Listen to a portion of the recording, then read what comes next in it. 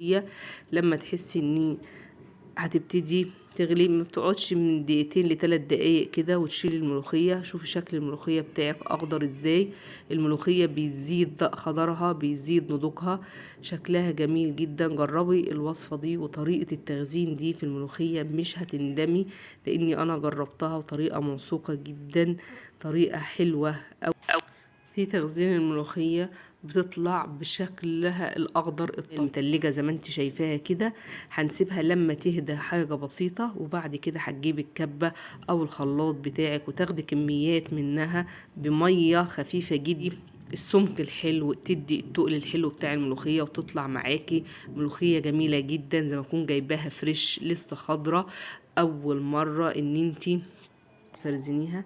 هنجيب الشفشق زي ما انت شايفه كده، هننزل منه الكميه اللي احنا عبيش ميه جوه الاكياس، وتغير شكل طريقتها